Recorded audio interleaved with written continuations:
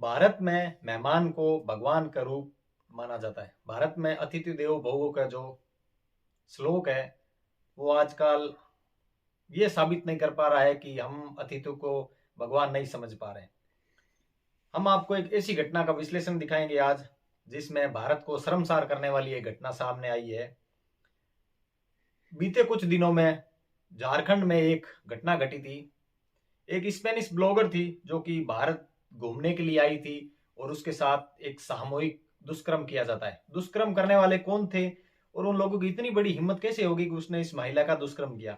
वो महिला पाकिस्तान बांग्लादेश से भी होकर आई थी, अफगानिस्तान के रास्ते भारत लौटी थी, लेकिन वहां पे वो महिला एकदम सुरक्षित आई थी। लेकिन भारत के जब झारखंड पहुंचती है तो वहां पे उस महिला के साथ गैंगरेप होता है। कहानी की शुरुआत ऐसे हुई थी। जब वो महिला झारखंड पहुंची थी तो झारखंड का एक दुमका क्षेत्र पड़ता है। दुमका के अंदर वो जब पहुंची थी तो वो शाम की 7 समथिंग टाइम हो चुका था, 7 बज चुके थे। वो महिला 7 बजे की समथिंग दुमका से निकलकर कुंजी गांव पहुंची तो वहां रात का अंधेरे होने की वजह से महिला ने वहां पे टेंट लगा के सोने का निर्णय किया। महिला और उसके पति एक मोटो ब्लॉगर है, वो ट्रेवलिंग किया करते थे। महिला स्पेनिंग ब्लॉगर है।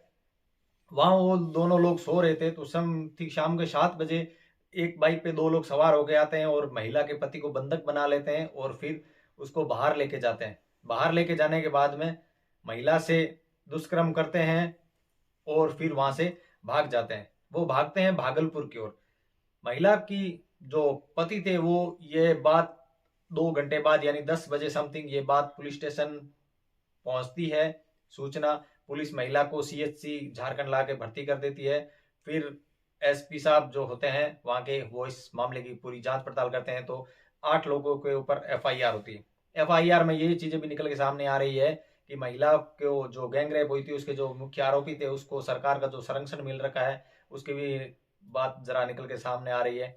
यदि इस तरह की बातें भारत के बाहर देखने को मिलती है तो भारत का कहीं ना कहीं नाम शर्म से झुकने वाला है। ये लोग समाज को इतना गंदा करने में लगे हैं कि आप सोच नहीं सकते। यदि विदेशों में यदि हमारे भारत की ये छवि रहेगी तो कौन इंडिया को दोबारा घूमने के लिए आएगा।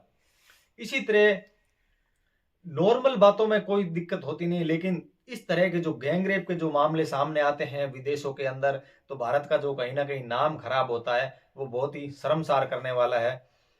2012 की बात है जब निर्भया कांड हुआ था तो भारत में लगभग हर जगह कैंडल मार्च निकाला गया था और लोग रोडों पे आ गए थे ताकि लोगों को लगा था कि अब नई सोच के साथ नई मानसिकता के साथ एक पुनः विचार करेंगे। लेकिन ऐसे लोगों की जो गंदी सोच है और गंदी भावनाओं से जो एक महिला की तरफ नजर उठा के देखते हैं तो इन लोगों को सरकार को जल्द से जल्द सजा भी देनी चाहिए। और जो सरकार ने जो सरकारी जो संरक्षण मिल रखा है वहां के जो लोकल स्थानीय लोगों से या पॉलिटिशियन से उनको भी कहीं ना कहीं इस मैटर में थोड़ा बच के रहना चाहिए, क्योंकि जब भारत की जब बात आती है तो हमें इंटरनेशनल लेवल पे भी लोगों को जवाब देना पड़ता है। इस तरह की खबरों के लिए हमारे साथ बने रहिए न्यूज 19 21 पर। जय हिंद, जय भारत।